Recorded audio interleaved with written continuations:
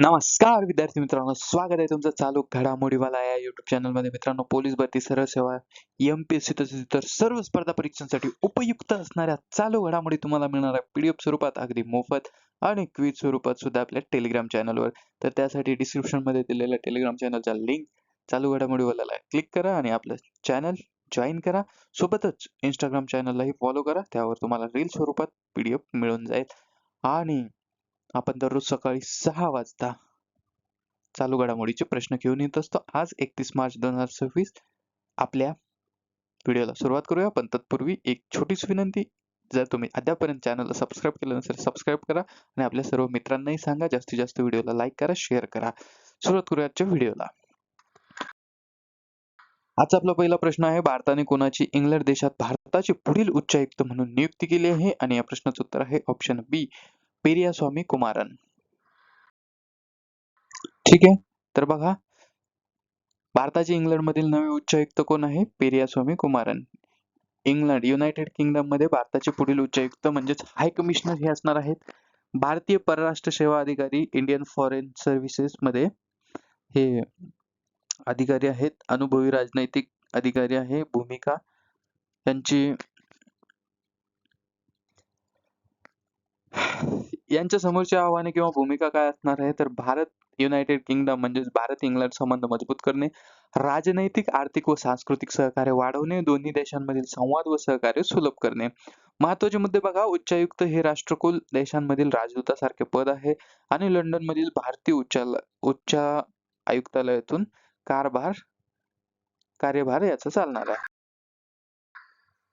प्रश्न क्रमांक 2 बघा, 2026 मधील G7 शिखर परिषद कुठे आयोजित करण्यात येणार आहे? आणि या प्रश्नाचं उत्तर आहे ऑप्शन सी, फ्रान्स. बघा, G7 शिखर परिषद 2026 ठिकाण आहे फ्रान्स. 52व्या G7 शिखर परिषद आहे. पंतप्रधान नरेंद्र मोदी भारताकडून उपस्थित राहणार आहे. 2026 G7 शिखर परिषदेचे यजमानपद फ्रान्सकडे आहे आणि आयोजन होणार आहे इव्हियान या शहरामध्ये, फ्रान्स या देशामध्ये 15 ते 17 जून 2026 रोजी. मात्र विद्यार्थी मित्रांनो, भारत हा G7 चा सदस्य नाही हे लक्षात घ्या, परंतु आमंत्रित भागीदार देश म्हणून सहभागी होत आहे. मग G7 मध्ये कोणते देश आहेत? तर त्यामध्ये आहेत 1 America, 2 Britain, 3 France, 4 Germany, 5 Italy, 6 Canada आणि 7 जपान असे ग्रुप 7 हे देश आहेत. ठीक आहे. प्रश्न क्रमांक 3 बघा, भारतीय लेखिका अरुंधती रॉय यांच्या कोणत्या पुस्तकाला 2025 चा national book critics circle award मिळाला? Option B, mother Mary comes to me.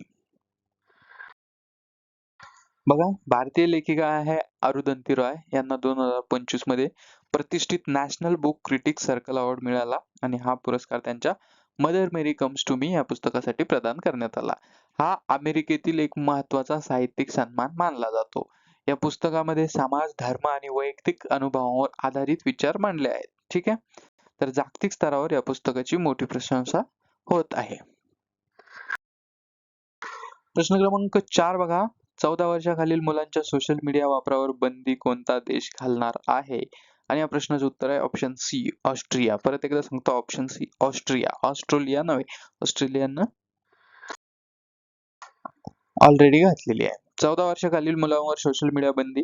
Austria हा देश 14 वर्षाखालील मुलांच्या सोशल मीडिया वापरावर बंदी घालण्याची तयारीत आहे.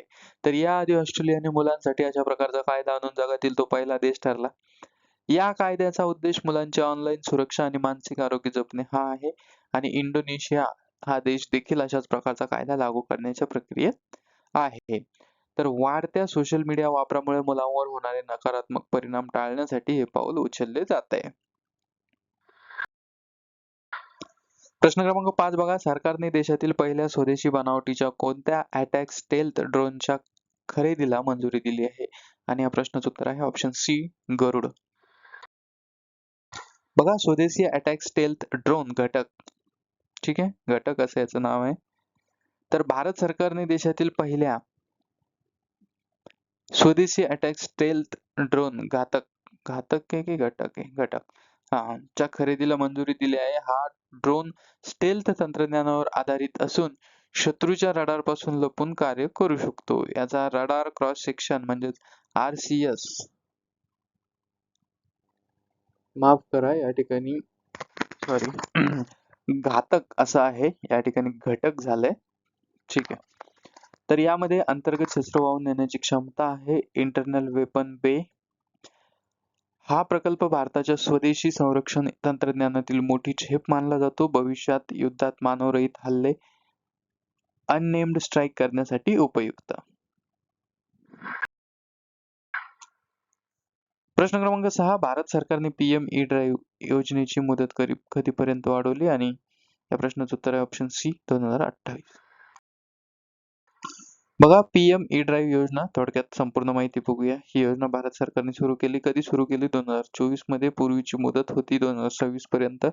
आता नवीन मुदत आहे 2028 पर्यंत चालणार आहे. उद्देश आहे इलेक्ट्रिक वाहनांचा वापर वाढवणे, प्रदूषण कमी करणे आणि स्वच्छ ऊर्जा यांना प्रोत्साहन देणे.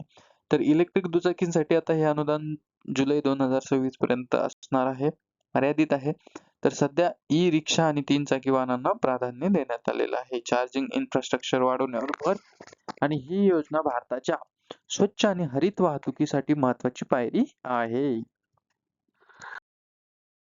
प्रश्न क्रमांक 7 बघा. प्रश्न क्रमांक 7. लेखक अरविंद सिंह यांच्याद्वारे लिखित इंडियाज रोग हिस्टोरियन्स या पुस्तकाचं प्रकाशन कुणाच्या हस्ते करण्यात आले? आणि या प्रश्नाचं उत्तर आहे ऑप्शन सी देवेंद्र फडणवीस. बघा इंडियाज रोग हिस्टोरियन्स प्रकाशन झालेलं आहे. या पुस्तकाचे लेखक आहेत अरविंद सिंग यांनी लिहिलेलं आहे हे पुस्तक. तर या पुस्तकाचं प्रकाशन देवेंद्र फडणवीस यांच्या हस्ते झालं आणि देवेंद्र फडणवीस हे सध्या महाराष्ट्राचे मुख्यमंत्री आहे, प्रमुख राजकीय नेते आहेत.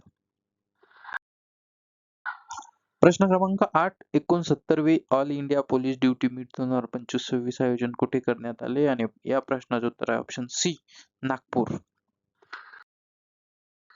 बघा 69वे all India police duty meet म्हणजे सगळे देशभरातले पोलीस यांची मीटिंग किंवा संमेलन मेळावा नागपूर या ठिकाणी आयोजित करण्यात आला होता. कालावधी होता म्हणजे आहे 29 मार्च ते 3 एप्रिल 2026. उद्घाटन केलं मुख्यमंत्री देवेंद्र फडणवीस यांनी आणि देशभरातील विविध पोलीस दलांचा यामध्ये सहभाग आहे.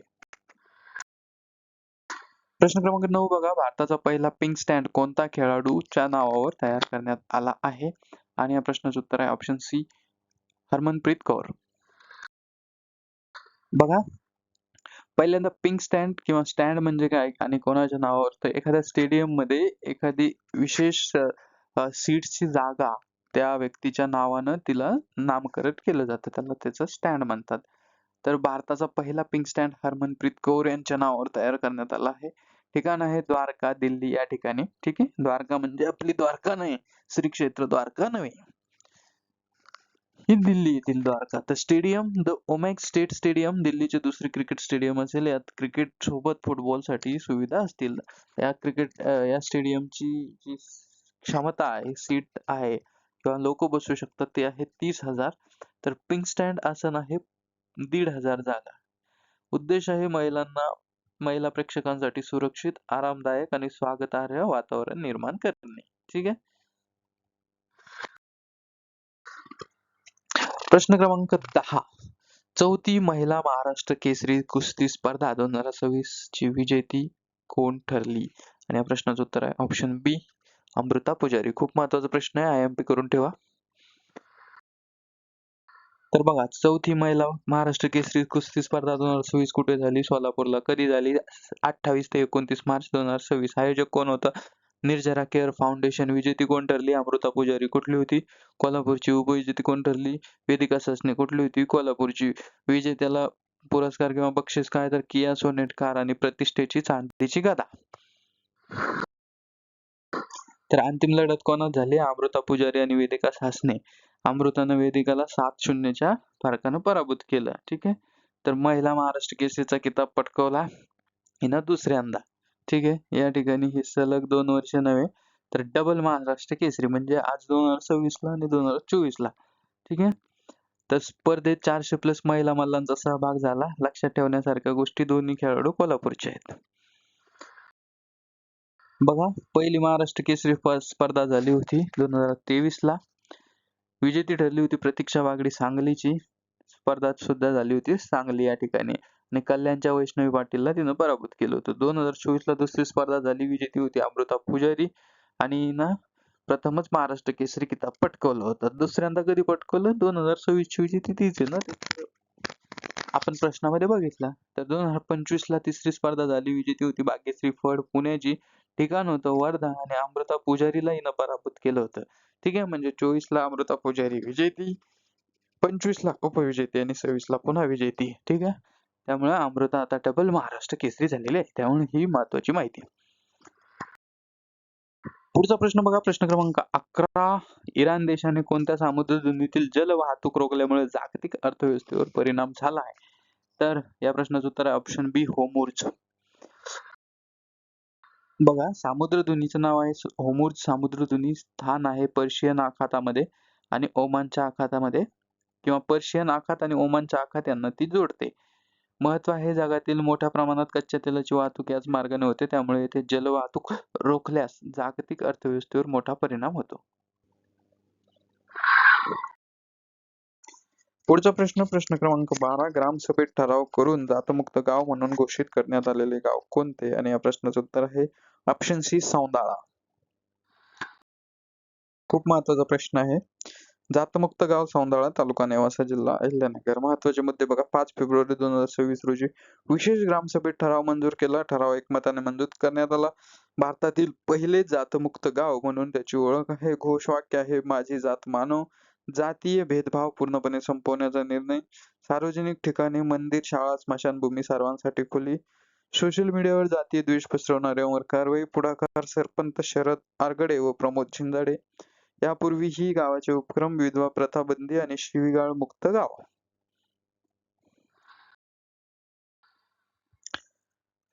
प्रश्न क्रमांक 13. नुकत्याच पार पडलेल्या पुरुषांच्या T20 विश्वचषकाच्या अंतिम सामन्याचा प्लेयर ऑफ द मॅच कुणास घोषित करण्यात आले? आणि या प्रश्नाचं उत्तर आहे ऑप्शन सी, जसप्रीत बुमराह.